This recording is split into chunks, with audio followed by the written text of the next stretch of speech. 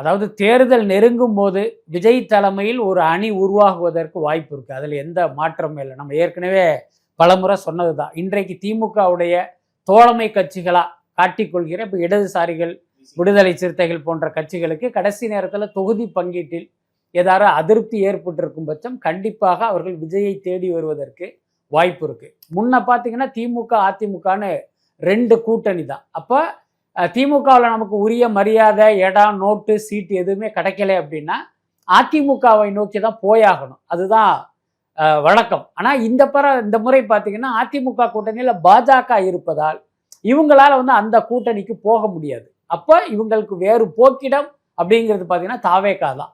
அதனால் அந்த நேரத்தில் இந்த மாதிரியான கட்சிகள் எல்லாம் விஜய் பின்னால் வருவதற்கு வாய்ப்பு இருக்கு. அதே நேரம் இன்னைக்கு பார்த்தீங்கன்னா டிடிவி தினகரன், ஓபிஎஸ் போன்றவர்கள் விஜயை அப்படி பயங்கரமாக சிலாகித்து பேசுவதற்கு பின்னாலும் ஒரு காரணம் இருக்கு. என்னன்னா இன்னைக்கு அதிமுக கூட்டணியிலிருந்து அவங்க வெளியில வந்துட்டாங்க, என்டிஏ கூட்டணியிலிருந்து வெளியில வந்துட்டாங்க.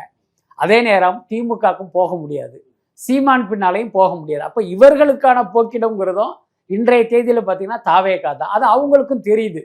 அதனால ஏன்னா இப்போ ஒருவேளை நம்ம பாஜக தலைவர்கள் நம்மளை உரிய வகையில நம்மளை சமாதானப்படுத்தி மீண்டும் அந்த கூட்டணிக்குள் அழைக்கலை அப்படின்னா இப்போ நம்ம எங்கே போகிறது? அப்போ நம்ம போகிறதுக்கான ஒரே இடமாக இதுதான் இருக்குது.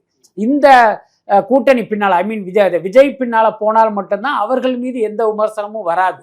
இப்போ டிடிவி தினகரன், ஓபிஎஸ் திமுக கூட்டணிக்கு போகிறாங்கன்னு வச்சுக்க ஒரு பேச்சுக்கு, அவங்களுக்கு நிச்சயமாக வாக்குகளே உழுவாது. ஏன்னா ஜெயலலிதா எதிர்த்த ஒரு கட்சியோட போய் இவங்க சேர்ந்துட்டாங்கிறதே அவங்களுக்கு மைனஸாக மாறுவதற்கு வாய்ப்பு இருக்குது. அதனால அதிமுக பின்னாலும் அவங்களால இருக்க முடியாது. அப்போ தாவேகா பின்னால் தான் போய் ஆகணும்.